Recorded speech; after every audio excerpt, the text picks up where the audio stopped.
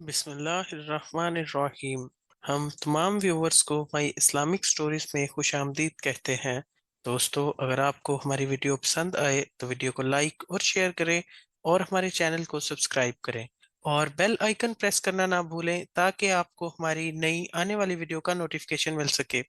حضرت علی المرتضیٰ کا ایک عرابی کے ساتھ مکالمہ۔ حضور نبی کریم صلی اللہ علیہ وسلم کے وصال کے قریباً 10 دن بعد ایک عرابی مسجد نبوی صلی اللہ علیہ وآلہ وسلم کے دروازے پر آیا۔ اس عرابی نے اپنا چہرہ چھپا رکھا تھا۔ اس عرابی نے حضور نبی کریم صلی اللہ علیہ وسلم کے وصال پر افسوس کرتے ہوئے دریافت کیا کہ حضور نبی کریم صلی اللہ علیہ وآلہ وسلم کے وصی کون ہے؟ حضرت سیدنا ابوبکر صدیق رضی اللہ عنہ نے حضرت سیدنا علی المرتضیٰ رضی اللہ عنہ کی جانب اشارہ کر دیا۔ اس عرابی نے حضرت سیدنا علی المرتضیٰ کی جانب توجہ کرتے ہوئے سلام کیا۔ حضرت سیدنا علی المرتضیٰ رضی اللہ عنہ نے اس کے سلام کا جواب دیتے ہوئے اس عرابی کو اس کے نام سے پکارا۔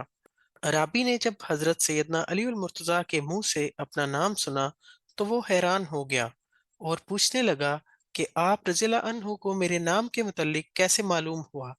حضرت سیدنا علی المرتضیٰ رضی اللہ عنہ نے فرمایا کہ حضور نبی کریم صلی اللہ علیہ وسلم نے مجھے خبر دی تھی اور تمہارے حال سے بھی آگاہ فرمایا تھا۔ حضرت سیدنا علی المرتضیٰ رضی اللہ عنہ نے فرمایا، تمہارا نام مظہر ہے اور تم عرب سے تعلق رکھتے ہو۔ تم نے اپنے قبیلے کو حضور نبی کریم صلی اللہ علیہ وآلہ وسلم کی بعثت کی خبر دیتے ہوئے کہا تھا کہ تہامہ میں ایک آدمی کھڑا ہوگا جس کے رخسار چاند سے زیادہ روشن ہوں گے اور اس کی گفتگو شہد سے بھی زیادہ میٹھی ہوگی۔ وہ خچر پر سواری کرے گا، اپنے کپڑوں اور جوتوں کو خود پیوند لگائے گا، زنا، شراب، سود خوری اور ناحق قتل کو حرام قرار دے گا۔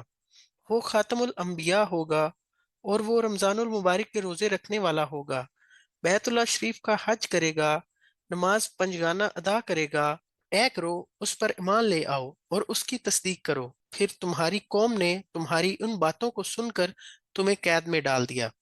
جب حضور نبی کریم صلی اللہ علیہ وسلم کا وصال ہوا تو تیری قوم سیلاب سے غرق ہو گئی اور تجھے قید خانے سے رہائی نصیب ہوئی۔ پھر تیرے کانوں میں غیبی آواز آئی، اے مظہر، محمد رسول اللہ صلی اللہ علیہ وسلم وصال فرما گئے، اور تو ان کے صحابہ کرام سے ملنے مدینہ منورہ جا اور حضور نبی کریم صلی اللہ علیہ وآلہ وسلم کے روزہ مبارک کی زیارت کر۔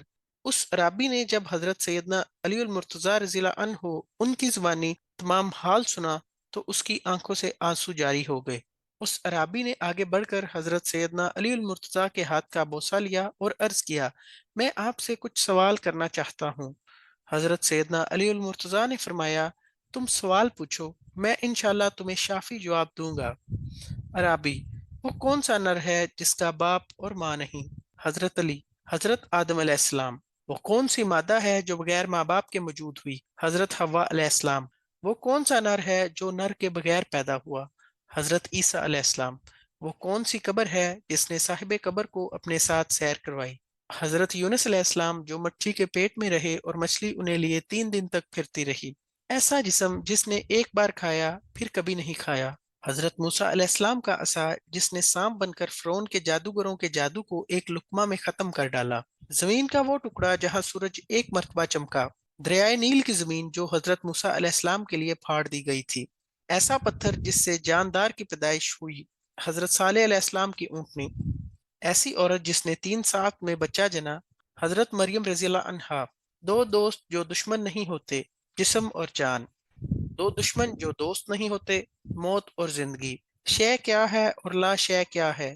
شے مومن ہے اور لا شے کافر ہے۔ رحم میں سب سے پہلے کس اعضاء کی شکل بنتی ہے؟ شہادت کی انگلی۔ قبر میں سب سے آخر میں کون سی چیز فنا ہوتی ہے؟ بندہ کے سر کی ہڈی۔ اس عرابی نے جب حضرت سیدنا علی المرتضیٰ کے جوابات سنے تو بے اختیار آپ کا ماتھا چوم لیا۔ جزاک اللہ۔